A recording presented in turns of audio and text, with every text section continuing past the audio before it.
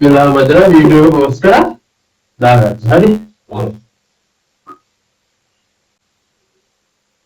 මොදලම discussion එක ගන්න ඔයා විභාගෙට ගනින්. දාන අන්තිම ඩිස්කෂන් එක හෙට මන්ති තියෙනවා. හෙට අද මම මේ රෙකෝඩ් කරන පාර්ට් එක සිකුරාදා ඔයාලට ඉරිද තමයි මේ ගණන් තියෙන්නේ දවස් දෙකක් තියෙන හොඳට බලාගෙන යන්න ඩිස්කෂන් එක. හරිද? හරි. B පාර්ට් එක 3x ධන 6y ධන 5y z වරහන් ඉන 3y 6x ඉන 3x ඉන 7y ඉන 6y z. බලන්න ඉස්සරහම අර පිළිවෙල මතක තියාගන්න. පළවෙනියටම බලනවා මොකද්ද? වරහන් ඇතුළේ සුළු කරන්න පුළුවන්ද කියලා. දෙවෙනුවට බලනවා අපි බෙදීම් ගුණ කිරීම තියනවාද කියලා. හරිද? බෙදීම් ගුණ කිරීම තියනවාද කියලා දෙවෙනුවට බලනවා. ඊට පස්සේ තමයි අඩු කිරීම එකතු කිරීම තියෙන්නේ. හරිද? ඔයාලා හොඳට මතක තියාගන්න. දැන් මේ පළවෙනිට ගියා කියලා වරහන් ඇතුළේ සුළු කරන්න. දැන් මේ වරහන් ඇතුළේ තියෙනවා ගුණ කිරීම, බෙදීම්, අඩු කිරීම, එකතු කිරීම තියෙනවා කියන්නේ මේ වරහන ඇතුළේ. එතකොට වරහන ඇතුළේ එතකොට ඉස්සරහම කරන්න මොනවද? මෙන්නේ ගුණ කිරීම, බෙදීම තමයි ඉස්සරහම කරලා ඉන්නේ. එකට කරන්නේ මේ ගුණ කිරීම, බෙදීම තමයි මේ ඉස්සරහම කරලා ඉන්නේ. ඊට පස්සේ තමයි අපි අඩු කිරීම, එකතු කිරීම කරන්න යන්නේ. ඉච්ඡන සංකීර්ණ වෙන වලට දෙන්න තියෙන්නේ අද බලන්න උදාහරණයක් හම්බුන ඉතිරයි.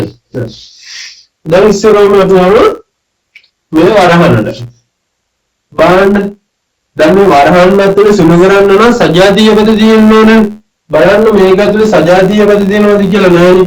3x තියෙනවා, ඒ වගේ පද අයන 6y තියෙනවා, ඒ වගේ පද අයන 5y z තියෙනවා, ඒ වගේ පද තවන. දැන් බලන්න මේක මේ වරහන් ඇතුලට ගියපුවාම 6x තියෙනවා, 3x තියෙනවා. නිකන් එක වගේ පද නෙමෙයි. සජාතීය පද නේ. මේ දෙන්න සජාතීය පද. 7y තියෙනවා, 6y z තියෙනවා. හරි. අපිට මේ වරහන ටිකක් සුළු කරගන්න පුළුවන් නේද? ඇයි? මේ සජාතීය පද දෙකක් තියෙනවානේ. ඒකින්ද අපි ඉස්සරවම මේ වරහන සුළු කරන්නේ. මේ වරහන සුළු කරන්න බෑනේ. ඒකින්ද මම ඒක එහෙමම ලියනවා. 3x ධන 6y 5y z. හරි. ඊන 3 එහෙමම ලියලා මෙතන 6y x ඉස්සරහ ඉලක්කම නැහැ කියන්නේ එයාලගේ තියෙන්නේ මොකද්ද? ධන. ඒකවල මෙතන ධන 6y ඍණ 3x තමයි තියෙන්නේ. ධන සංඛ්‍යාවගේ ඍණ සංඛ්‍යාවගේ තියෙන්නේ ධන සංඛ්‍යාවගේ ඍණ සංඛ්‍යාවගේ තිබ්බොත් වෙන්නේ අඩු කිරීම. අඩු කරන්නේ කාගෙන් කවුද? ලොකු එක්කනාගෙන් පොඩි එක්කනා. මෙතන ලොකු එක්කනා 6x පොඩි එක්කනා 3x. 6x ගෙන් 3x අඩු කරපුවම 3x අපි දාන්නේ කාගේ ලකුණද?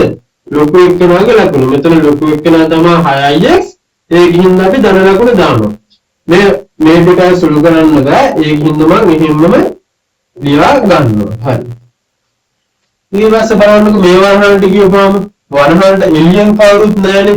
ඒකින්ද මේකේ තියෙන මේක ඇතුලේ තියෙන පද ගුණ කරන්න ඉලක්කමක් නැහැ. ඒකින්ද මම මේ ටික මෙහෙමම ලියා ගන්නවා. 6x 3x 6y 5y z. ඒ වුණාට මේ දින තුනේ මේ ඔක්කොම ගුණ කරන්න ඕනනේ. දින තුනෙන් අපිට ගුණ කරන්න ඕන මේ ධන 3y x උයි ඍණ 7y ඉන 6y z තුන් දෙනාම ගුණ කරන්න ඕනේ. බලන්න. ඍණ සංඛ්‍යාවක් ධන සංඛ්‍යාවක්. ඍණ සංඛ්‍යාවක් ධන සංඛ්‍යාවකින් ගුණ කරාම එන්නේ ඍණ සංඛ්‍යාවක් 3 වරක් 3 9යි x එහෙමම ලියනවා.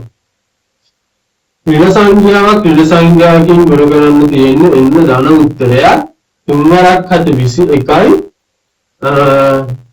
y එහෙමම ලියනවා. මේ අකුරු සිහින්න ගන්නෑ. විජේ පද නැහැ. 3 ළඟ ඒකින්ද y එහෙමම ලියනවා. 6y z ඍණ සංඛ්‍යාවක් ඍණ සංඛ්‍යාවකින් ගුණ කරන්න තියෙන්නේ එන්න ධන සංඛ්‍යාවක් 3 6යි ඉසෙක්ගෙන් ගුණ වුණාම එන්න 18යි ඉස. හරි.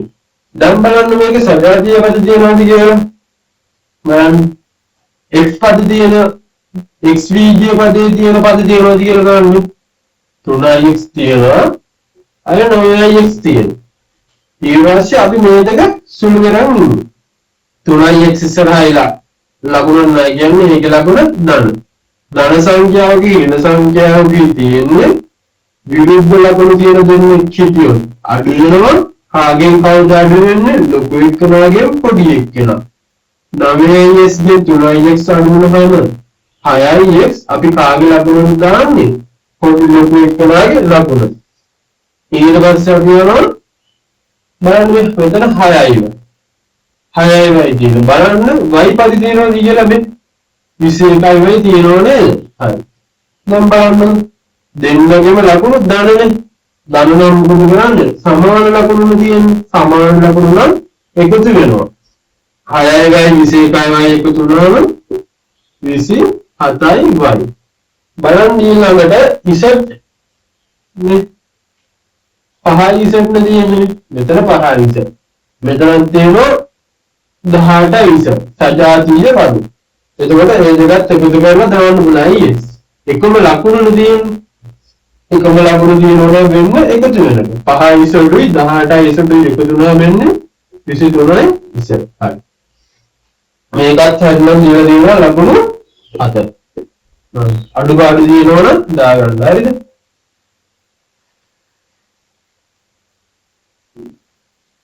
අඩුපාඩු දිනනවනම් දාගන්න.